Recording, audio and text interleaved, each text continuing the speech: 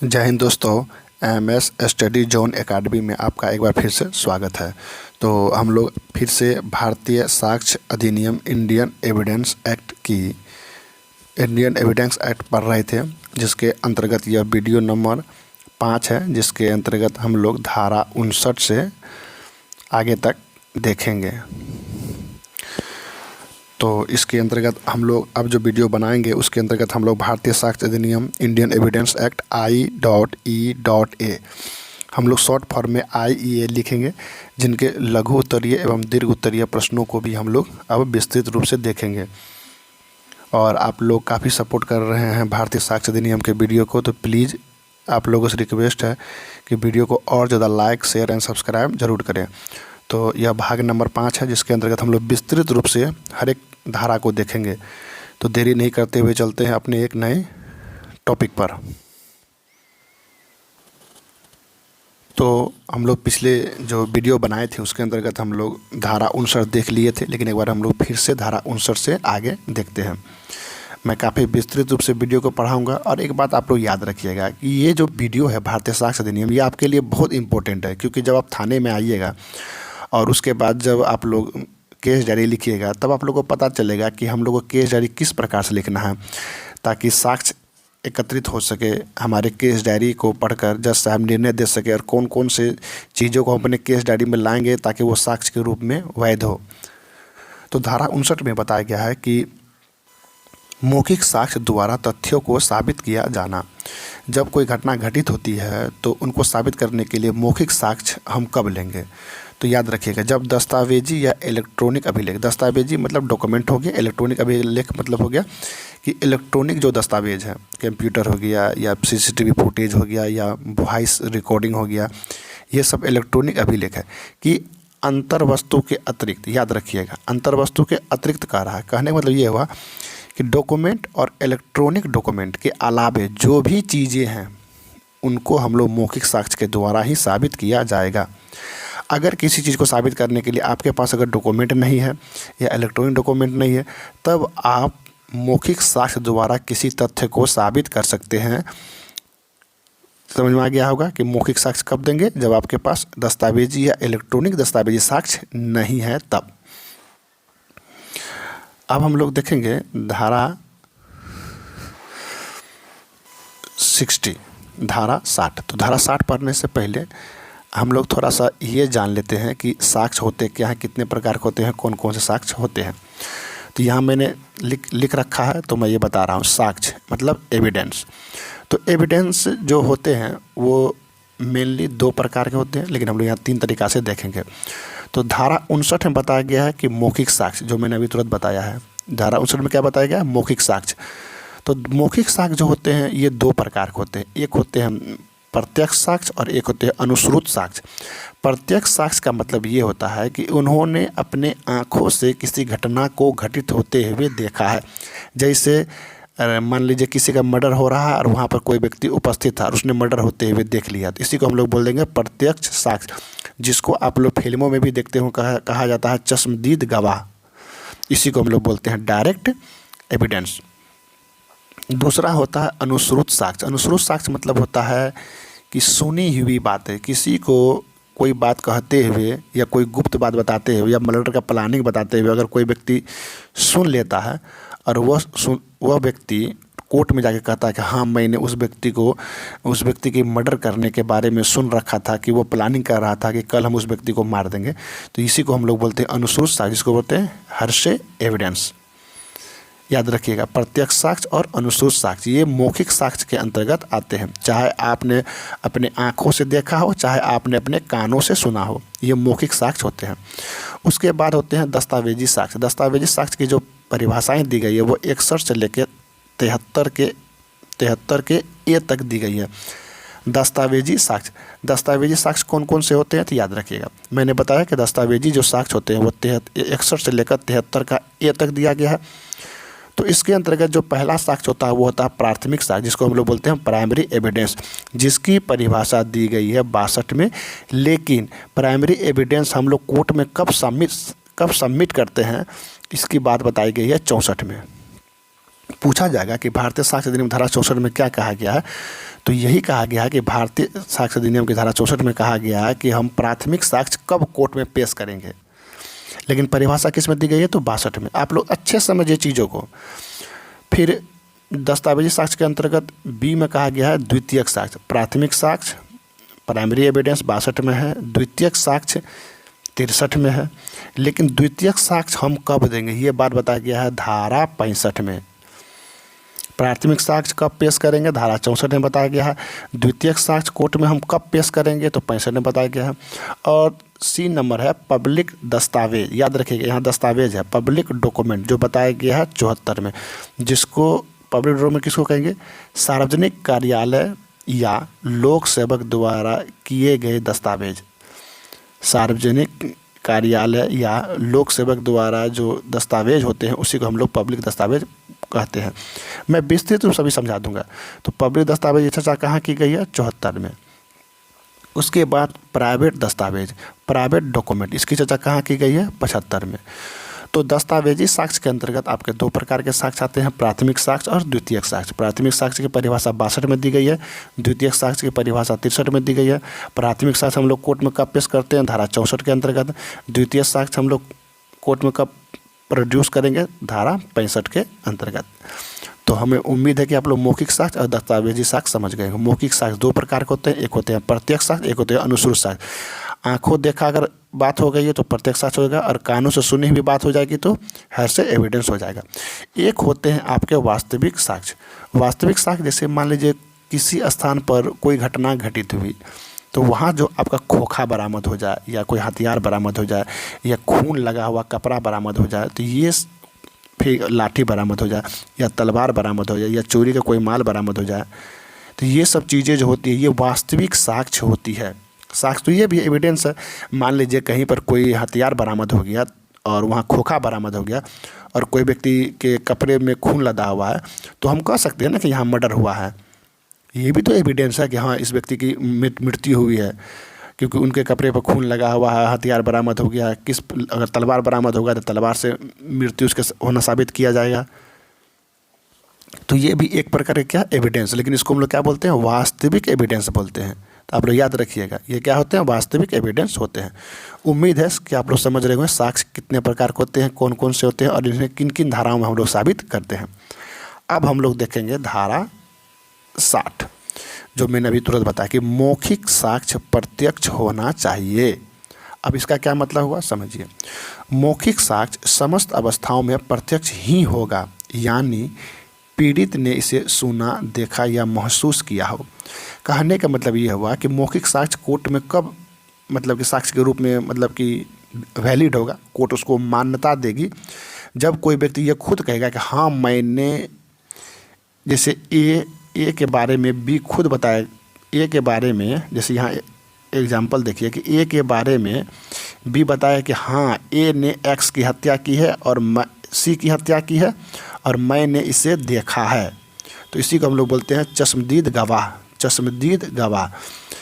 तो जब कोई व्यक्ति अपने आँखों से किसी चीज़ को देख ले, या अपने कानों से किसी चीज़ को सुन ले, या उसको अपने ज्ञानेंद्रियों द्वारा, आँख कान नाक जीभ त्वचा द्वारा उसे महसूस कर ले कि हाँ ये घटना घटित हुई है, तो मौखिक साक्ष्य उस अवस्थाओं में क्या होगा, एविडेंस के रूप में वैलिड हो जाएगा।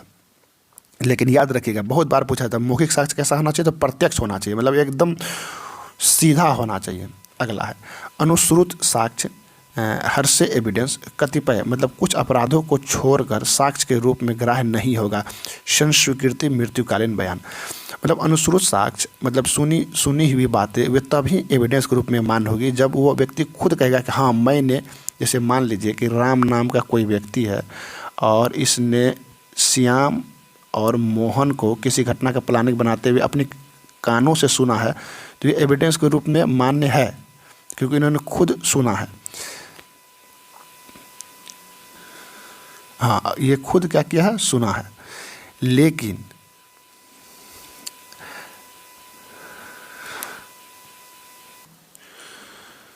आप समझिएगा, आप लोग समझिएगा कि कोई अगर संस्वीकृति कर लेता है और वो कोई व्यक्ति अपने कानों से सुनता है और इस बात की चर्चा करता है, तो वो एविडेंस के रूप में मान्य हो जाएगा। 100% नहीं होगा लेकिन हो जाएगा। उसी प्रकार से मृत्युकालीन बयान के आप लोग के बारे में आप लोग जानते होंगे कि जब कोई व्यक्ति मरने के कगार पे हो और मरने से पहले वो किसी व्यक्ति को, मान लीजिए कि राम नाम के व्यक्ति मर रहा था और उसने मोहन को किसी घटना के बारे में बताया और उसके बाद वो व्यक्ति मर गया, तो ये तो सुनी सुनाई हुई बात होगी, लेकिन इस प्रकार ये क्या हो जाएगा, एविडेंस के रूप में वैलिड हो जाएगा। क्योंकि कहा जाता है कि जो व्यक्ति मरने वाला होता है वह व्यक्ति झूठ नहीं बोलता है। तो मृत्युकालीन जो कथन होगा यहाँ पर सुनी हुई जो एविडेंस है वो साक्ष्य के रूप में वैलिड हो जाएगा। तो आप लोग मेनली यही याद रखिएगा कि मौखिक साक्ष्य कैसा होना चाहिए, प्रत्यक्ष होना चाहिए। या तो पीड़ित ने से खुद सुना हो, देखा हो या महसूस किया हो। मृत्युकालीन बयान में ये अपवाद हो जाता है क्योंकि ये मरता है व्यक्ति दूसरे को बोलता है और दूसरा व्यक्ति कोर्ट में जाके कहता है, तो ये भी एविडेंस के रूप में मान्य हो जाता है। यदि मौखिक साक्ष्य किसी देखे जा सकने वाले तथ्य के बारे में हो तो उसी साक्षी वही साक्षी होगा जो कहता है कि उसने देखा है। चश्मदीद गवाह, मैंने पहले में जैसे किसी ने किसी का हत्या करते हुए देख लिया, तो जिसने हत्या करते हुए देखा है वही व्यक्ति कोर्ट में जाके गवाही देगा कि हाँ मैंने उस व्यक्ति को इस प्रकार से हत्या करते हुए देखा है, तो वही चीज़ क्या होगी, कोर्ट में वैलिड होगी। उसी को हम लोग बोलेंगे चश्मदीद गवाह।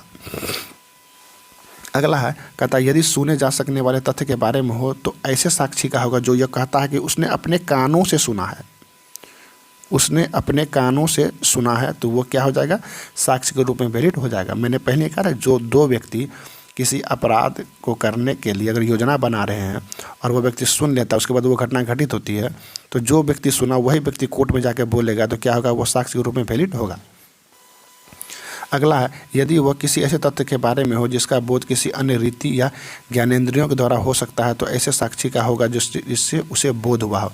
सही बात है, मान लीजिए कोई व्यक्ति मतलब ज्ञानेंद्रियों के द्वारा भी उसे किसी चीज़ की बोध होती है, जरूरी नहीं है कि उसे मतलब आँखों से या कानों से ही किसी चीज़ का अनुभव हो, अन्य चीज़ों से भी हो सकती है। आँख, कान, नाक, जीभ, त्वचा के द्वारा भी उसे अगर किसी चीज़ की अपराध की घटना घटित होने की अगर उसे अनुभूति होती है, फिर वो व्यक्ति कोर्ट में जाकर गवाही देता है, तो क्या होगा, वो वैलिड होगा। यदि वो राय के बारे में हो तो उसी व्यक्ति का साक्ष्य होगा जो उस पर राय देता है। सही व्यक्ति है, कोई व्यक्ति अगर राय दे रहा है किसी चीज़ के बारे में, किसी प्रथा के बारे में, किसी चीज़ के बारे में, तो वही व्यक्ति देगा जो उस राय पर अपना विचार रखता है। अब हम लोग देखेंगे भारतीय साक्ष्य अधिनियम की धारा 61 जो कि मोस्ट VVI है। कहा गया है, दस्तावेज की अंतर वस्तु का सबूत दस्तावेज निम्न प्रकार साबित किए जा सकेंगे। कहने का क्या मतलब हुआ, समझिए कि कोई व्यक्ति अगर कोई चीज़ कोर्ट में अगर प्रोड्यूस करता है, कोई डॉक्यूमेंट प्रोड्यूस करता है, तो उसे साबित कैसे करेंगे कि ये ओरिजिनल है कि या डुप्लीकेट है। तो इसे साबित करने के लिए सिर्फ दो ही चीज़ें आप कोर्ट में पेश कीजिएगा तो ये साबित होगा। पहला क्या, प्राथमिक साक्ष्य द्वारा या फिर द्वितीयक साक्ष्य द्वारा। तो मैंने पहले ही बताया प्राथमिक साक्ष्य की चर्चा की गई है भारतीय साक्ष्य अधिनियम धारा 62 में और द्वितीयक साक्ष्य की परिभाषा दी गई है 63 में। लेकिन 62 हम कब कोर्ट में प्रोड्यूस करेंगे, ये कहा गया साक्ष्य अधिनियम धारा 64 में, और द्वितीयक साक्ष्य हम कोर्ट में कब प्रोड्यूस करेंगे, ये बताया गया भारतीय साक्ष्य अधिनियम की धारा 65 में। याद रखिएगा। तो कहा क्या गया, समझिए चीज़ों को, दस्तावेजों की सामग्री को प्राथमिक या द्वितीयक साक्ष्य द्वारा ही सिद्ध किया जाना चाहिए। मतलब कोई अगर डॉक्यूमेंट है, इसको हम लोग साबित करेंगे कि ये ओरिजिनल है कि नहीं, तो हम वहाँ पर या तो प्राइमरी एविडेंस देंगे या सेकेंडरी एविडेंस के द्वारा ही डॉक्यूमेंट को सिद्ध करेंगे। यही कहा गया कि दस्तावेज की सामग्री को साबित करने के लिए किसी अन्य तरीके की अनुमति नहीं है कोर्ट में। मतलब कोर्ट में अगर किसी भी डॉक्यूमेंट को साबित करना है कि वो ओरिजिनल है कि नहीं है, तो हम लोग प्राथमिक साक्ष्य या द्वितीयक साक्ष्य के द्वारा ही साबित करेंगे। अब हम लोग देखेंगे भारतीय साक्ष्य अधिनियम की धारा 62 जिसमें कहा गया प्राथमिक साक्ष्य अर्थात प्राइमरी एविडेंस।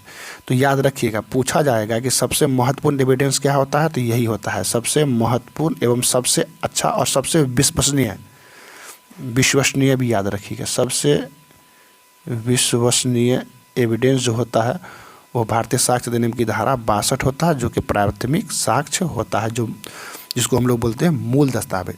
मूल दस्तावेज न्यायालय में प्रस्तुत करना होता है। मूल दस्तावेज में छेड़छाड़ की संभावना बहुत कम रहती है, इसीलिए प्राथमिक साक्ष्य सबसे महत्वपूर्ण, सबसे अच्छा और सबसे विश्वसनीय साक्ष्य होता है। अब हम लोग समझेंगे मूल दस्तावेज हम लोग कहते किसको हैं।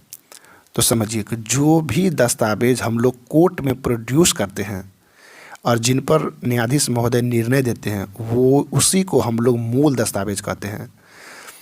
यहाँ कहा गया ना मूल दस्तावेज न्यायालय में प्रस्तुत करना, तो जो भी दस्तावेज न्यायालय में प्रोड्यूस करते हैं वही मूल दस्तावेज होते हैं। अब स्पष्टीकरण हम लोग समझते हैं। यदि मूल कई प्रतियों में निष्पादित हो तो प्रत्येक मूल प्रति दस्तावेज का प्राथमिक साक्ष्य होगा। क्या मतलब हुआ समझिए। जैसे मान लीजिए कि ज़मीन संबंधी जो कागजात होती है वो कई प्रतियों में होती है। ज़मीन संबंधी जो कागजात होती है वो कई प्रतियों में होती है, तो सभी प्रति पर अगर मूल रूप में है तो उसी को हम लोग क्या बोलेंगे, प्राथमिक साक्ष्य बोलेंगे। लेकिन सभी प्रति किस रूप में होना चाहिए, मूल रूप में होना चाहिए। चलिए एक एग्जाम्पल और समझाते हैं। मान लीजिए कोई प्रॉपर्टी है, उस प्रॉपर्टी के 5 हिस्सेदार है, तो वसीयत क्या होगी, 5 मूल प्रतियों में तैयार होगी। तो आप ऐसा नहीं कर सकते हैं कि एक ही मूल प्रति यहाँ पर प्राथमिक साक्ष्य है। वो 5 जो मूल प्रति बनाई गई है 5 हिस्सेदार के लिए, वो 5 के 5 ही आपका प्राथमिक एविडेंस है। यही कहा गया है 62 में। अब मान लीजिए कोई नाबालिग है, मान लीजिए उसको आपने किसी केस में अरेस्ट किया, वो कह रहा है कि हम नाबालिग हैं। क्योंकि नाबालिग को तो अरेस्ट कर नहीं सकते हैं, तो SBR रिपोर्ट बना के भेजना पड़ता है। उसके भी गिरफ्तार नहीं किया, सीधे माननीय न्यायालय किशोर न्याय बोर्ड में उसे सीधे प्रोड्यूस किया जाता है।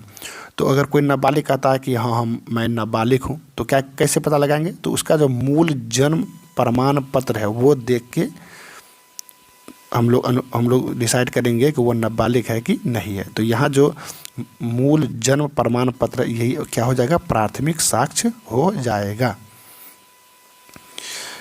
समझ में आ गया आप लोग को? ठीक। अगला है स्पष्टीकरण 2 में कहा गया है जहाँ अनेक दस्तावेज मशीनी प्रक्रिया द्वारा, याद रखिएगा, मशीनी प्रक्रिया द्वारा एक रूपात्मक तरीके से तैयार की गई हो तो हर शेष सबका प्राथमिक साक्ष्य होगा। जैसे मान लीजिए कि आपके बाज़ार में 100 के तो करोड़ों नोट है, तो ऐसा तो आप नहीं कह सकते हैं कि आपके पास जो नोट है वही प्राथमिक है।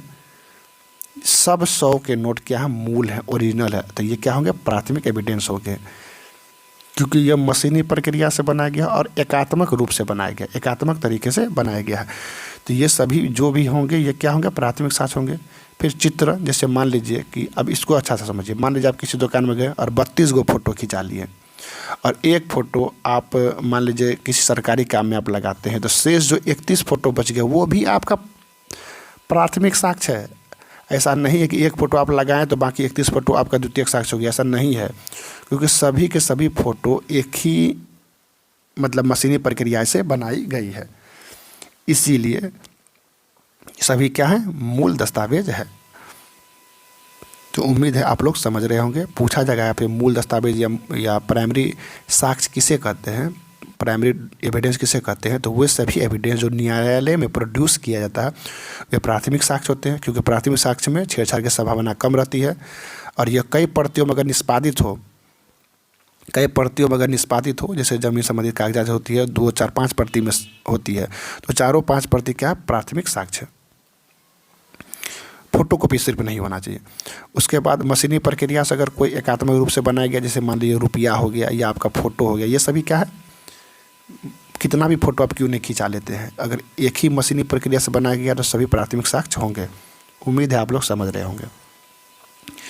अब हम लोग समझेंगे भारतीय साक्ष्य अधिनियम की धारा 63 जिसमें कहा गया द्वितीयक साक्ष्य।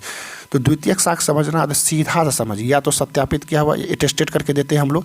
जैसे आप लोग को कोई नौकरी मिला होगा तो आप लोग अटेस्टेड करके दिए हो ना, फोटोकॉपी करके फिर अटेस्टेड किए होंगे अपना सिग्नेचर वगैरह, तो ये सभी क्या होंगे, द्वितीयक साक्ष्य होंगे।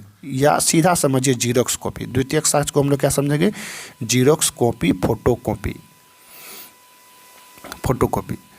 तो आप समझिए फोटोकॉपी किस प्रकार से होगी। तो भारतीय साक्ष्य अधिनियम की धारा 63 साक्ष्य अधिनियम के अंतर्गत प्रदान की गई प्रमाणित प्रतियां सर्टिफाइड कॉपी क्या होती है, ये भारतीय साक्ष्य अधिनियम की धारा 73 में बताया गया। मैं वहाँ पे बताऊंगा। मैंने बताया दिया कि सर्टिफाइड वही होगा जिस पर अटेस्टेड किया हुआ आपका सिग्नेचर वगैरह किया हो, ये भी क्या होंगे, द्वितीयक साक्ष्य के अंतर्गत आएंगे। मूल से यांत्रिक प्रक्रियाओं द्वारा बनाई गई प्रतियाँ तथा प्रतियों से तुलना की गई प्रतिलिपियाँ। कहने का मतलब ये हुआ कि मान लीजिए आपके पास मैट्रिक का मार्कशीट था, आपने इस मैट्रिक का मार्कशीट आपका तो मूल है, क्योंकि सरकार के द्वारा प्रोवाइड किया गया ओरिजिनल है, उसका मान लीजिए आप लोगों ने फोटोकॉपी किया, तो ये जो फोटोकॉपी आपने किया यही द्वितीयक साक्ष्य हो गया। उस फोटोकॉपी का भी अगर आपने फोटोकॉपी करवा लिया तो ये भी द्वितीयक साक्ष्य है। जैसे आप लोगों ने फिर गांव घर में देखा होगा कि एक जो नक्शा होता है, जो मूल नक्शा होता है, वो आपका क्या होता है, क्या कहते हैं उसको,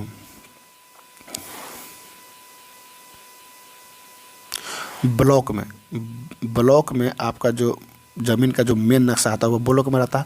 लेकिन बहुत सारे जो अमीन होते हैं वो क्या करते हैं, इसका नकल करके इसी प्रकार से बना लेते हैं। उसमें दर्शा देते हैं कि कौन सा चौहद्दी है, कौन सा खाता है, कौन सा खेसरा है, तो दरअसल ये हूबहू दिखते हैं, लेकिन ये क्या है, इन्हें देख कर बनाया गया है। मतलब मूल से बनाई गई या तुलना की गई जो प्रतियाँ होती है वो भी द्वितीयक होती है। उम्मीद है आप लोग समझ रहे हैं। या वे दस्तावेज जिन्हें पक्षकारों ने हस्ताक्षरित नहीं किया है, तो हस्ताक्षरित नहीं किया मतलब कि उस पर सिग्नेचर वगैरह अगर नहीं किया है जो पक्षकार है, तो वो भी क्या होंगे, द्वितीयक साक्ष्य हो जाएंगे। तो आप लोग उम्मीद है समझ रहे होंगे। सीधा से समझिए कि द्वितीयक साक्ष्य क्या होते हैं, तो फोटोकॉपी होते हैं। जिन्हें सत्यापित या फोटोकॉपी अटेस्टेड किया हुआ हो वह सभी क्या हो जाएंगे, द्वितीयक साक्ष्य हो जाएंगे। अब हम लोग समझेंगे कि द्वितीयक साक्ष्य हम लोग कब दे सकते हैं कोर्ट में, क्योंकि कोर्ट तो हमेशा कहेगा कि आप प्राथमिक साक्ष्य दीजिए, हम उसी पर आपको न्याय दे देते हैं। लेकिन अगर प्राथमिक साक्ष्य पर ही न्याय देना हो, द्वितीयक साक्ष्य की आवश्यकता हमें पड़ी क्यों, तो हम लोग समझेंगे। तो कुल सात अवस्थाओं में द्वितीयक साक्ष्य दे सकते हैं। जैसे किसी अभियुक्त या उसके पास जिसके विरुद्ध साक्ष्य देना है, मान लीजिए कि ए नाम का कोई व्यक्ति है और बी नाम का भी कोई व्यक्ति है। तो मान लीजिए बी का ए से कोई झगड़ा है और बी के पास मान लीजिए ओरिजिनल डॉक्यूमेंट्स नहीं, ओरिजिनल डॉक्यूमेंट्स ए के पास है। तो बी अगर ये सोचता है कि हम ए के विरुद्ध कोर्ट में प्राथमिक साक्ष्य प्रस्तुत करें, लेकिन प्राथमिक साक्ष्य तो ए के पास है, तो ए तो देगा नहीं। तो उस अवस्था में अगर बी के पास अगर जीरोक्स कॉपी है तो ये कोर्ट में प्रोड्यूस करेगा, क्योंकि जिनके पास है वो तो अभियुक्त है। और अभियुक्त क्यों देगा, क्योंकि अभियुक्त अगर देता है तो वो खुद दोषी हो जाएगा, उनके विरुद्ध एविडेंस क्रिएट हो जाएगा। इसीलिए ए अगर नहीं देता है या उस व्यक्ति के पास है जिनके विरुद्ध हमको साक्ष्य देना है, तो वो व्यक्ति अगर नहीं दे रहा है, तब आप क्या कर सकते हैं, वहाँ पर जीरोक्स कॉपी दे सकते हैं। इसे अच्छे समझिए, क्योंकि आपका जो ऑब्जेक्टिव प्रश्न है ये ऐसे ही पूछा जाएगा। दूसरा, पहला समझ में आ गया। दूसरा, ऐसे व्यक्ति के पास जिसके पास कोई समन या वारंट भेजा नहीं जा सकता। जैसे मान लीजिए ऐसे व्यक्ति के कब्जे में है जो मान लीजिए वो मर गया है, या कहीं ऐसा जगह चला गया है जहाँ पर समन भेज ही नहीं सकते हैं। मान लीजिए कि वो क्या कहा जाए, अमेरिका के सबसे लास्ट छोर पर चला गया है मान लीजिए, या मान लीजिए हिमालय पर चला गया है, तो कौन देने के लिए जाएगा इसको समन या वारंट। तो उस समय क्या करेंगे, हम इसको क्या करेंगे, जीरोक्स कॉपी देकर निर्णय ले लेंगे। अगला है किसी ऐसे व्यक्ति के पास जो देना नहीं चाहता है। अब मान लीजिए किसी ऐसे व्यक्ति के पास है, मान लीजिए कि ए और बी में झगड़ा हुआ और ओरिजिनल डॉक्यूमेंट सी के पास है। तो इस समय सी के पास कोर्ट भेजता है कि समन भेजता है कि आप प्रोड्यूस कीजिए, फिर भी सी नहीं देता, तो क्या करेगा, न्यायालय हाथ पे हाथ देकर तो नहीं बैठेगा। तो वो क्या करेगा, बी को कहेगा कि आपके पास जीरोक्स कॉपी है, तो बोलेगा हाँ है, तो बोला लाइए, उसी पर हम निर्णय दे देते हैं। तो समझ में आ गया। मतलब ऐसे व्यक्ति के पास हो जो अभियुक्त हो वो नहीं देगा, ऐसे व्यक्ति के पास जिसके पास सामान्य वारंट नहीं भेज सकते वो व्यक्ति नहीं देगा, ऐसे व्यक्ति के पास जो देना ही नहीं चाहता है उस व्यक्ति के पास, या ऐसा डॉक्यूमेंट जो खो गया या ख़त्म हो गया। हम मान लीजिए कि आपके पास एक डॉक्यूमेंट था, प्राइमरी डॉक्यूमेंट था, और वो क्या हुआ, ख़त्म हो गया, मान लीजिए जल गया या हरा गया या नष्ट हो गया। तो उस समय आप क्या कर सकते हैं, द्वितीयक साक्ष्य दे सकते हैं। अगला है कि नॉट मूवेबल। नॉट मूवेबल का मतलब हुआ कि ऐसी दस्तावेज जो मूवेबल नहीं है, मतलब एक स्थान दूसरे स्थान पर ले जाना संभव नहीं है। जैसे मान लीजिए कि आपका जन्म किसी प्राइवेट हॉस्पिटल में हुआ और 20 वर्ष पहले हुआ था, मान लेते हैं 20 वर्ष पहले हुआ था। तो 20 वर्ष पहले हुआ तो बहुत सारे ना डॉक्यूमेंट्स इकट्ठा हो गए होंगे, बहुत सारे डॉक्यूमेंट इकट्ठा हो गए होंगे। तो आप में क्या कीजिएगा, वो पूरा डॉक्यूमेंट तो आपको हॉस्पिटल देगा नहीं कि जाइए पूरा पोथी लेके जाइए और कोर्ट में सबमिट कीजिए। तो उस समय आप क्या कीजिएगा, मूवेबल तो है नहीं, मान लीजिए बहुत बड़ा डॉक्यूमेंट है, तो आपको मूवेबल तो हुआ नहीं, तो आप क्या कीजिएगा, उस जिसमें आपका जन्म प्रमाण पत्र है उसका आप जीरोक्स करा लीजिए और वो कोर्ट में जाकर प्रोड्यूस कर दीजिए। तो जब मूवेबल नहीं हो उस समय भी आप द्वितीयक साक्ष्य दे सकते हैं। अगला है पब्लिक डॉक्यूमेंट। धारा 74 में पब्लिक डॉक्यूमेंट, जैसे मान लीजिए कि कोई निर्णय दे रहा है न्यायालय, मान लीजिए उनसे कोई तथ्य या किसी चीज़ की भूल हो रही है, तो आप क्या कर सकते हैं, आईपीसी के बुक का सेक्शन का सहारा आप ले सकते हैं कि श्रीमान सेक्शन 99 में ये कहा गया है या सेक्शन 100 में ये कहा गया है, इस तरह की बातें हमको इस तरह का लाभ मिलना चाहिए। तो ये जो पब्लिक डॉक्यूमेंट है इसका भी आप क्या कर सकते हैं, बुक तो उठा के लाइएगा नहीं कि पूरा बुक दे दीजिए, कहिएगा पढ़िए न्यायालय जी ये 100 में क्या लिखा हुआ है। तो आप उस समय भी क्या कीजिएगा, जीरोक्स करवा के दे दीजिएगा कि हाँ इस पेज का जीरोक्स करवा के दे दीजिएगा, कहिएगा हाँ यहाँ पढ़िए इस चीज़ में ये बातें लिखी हुई है। उसके बाद सर्टिफाइड कॉपी दे सकते हैं, मैंने बोला मूल नहीं है तो सर्टिफाइड कॉपी दीजिए, अटेस्टेड करके दे दीजिए आप, तो वो भी क्या हो जाएगा, आपका द्वितीयक साक्ष्य हो जाएगा। और मान लीजिए कि बहुत सारे डॉक्यूमेंट जो बहुत सारे वॉल्यूम में है, बहुत सारे वॉल्यूम में, मान लीजिए कि 1 लाख वॉल्यूम है, तो उसमें क्या कीजिएगा आप, वो 1 लाख वॉल्यूम थोड़ी उठा के लेके जाइएगा कि हाँ लीजिए वॉल्यूम नंबर इतना में लिखा हुआ। उस समय भी क्या कीजिएगा, आप उस वॉल्यूम में जिस वॉल्यूम को आपको साक्ष्य के रूप में पेश करना है उसका फोटोकॉपी करवा के दे दीजिएगा। तो इन्हीं सब अवस्थाओं में आप द्वितीयक साक्ष्य दे सकते हैं, वरना इनके अलावे हर परिस्थिति में आपको मूल दस्तावेज ही देना है। तो द्वितीयक साक्ष्य किसको कहेंगे, तो याद रखिएगा सत्यापित या फोटोकॉपी जो भी है इसी को हम लोग द्वितीयक साक्ष्य बोलेंगे। सीधा समझिए, फोटोकॉपी या अटेस्टेड किया हुआ कॉपी उसी को हम लोग द्वितीयक साक्ष्य बोलेंगे। तो वीडियो काफ़ी लंबा हो रहा है, तो अगले वीडियो में हम लोग धारा 65 से समझेंगे। बहुत इम्पोर्टेंट है, क्योंकि आप लोग अगर इन चीज़ों को समझते हैं तो फिर आपका कोर्ट में बहुत सारे चीज़ों के बारे में आप जान जाइएगा कि किस प्रकार से हम लोग को एविडेंस क्रिएट करना है, कौन कौन से एविडेंस कोर्ट में वैल्यू दिया जाता है। तो आज के वीडियो को यहीं समाप्त करते हैं, मिलते हैं अगले वीडियो में, तब तक के लिए धन्यवाद। जय हिंद, जय भारत।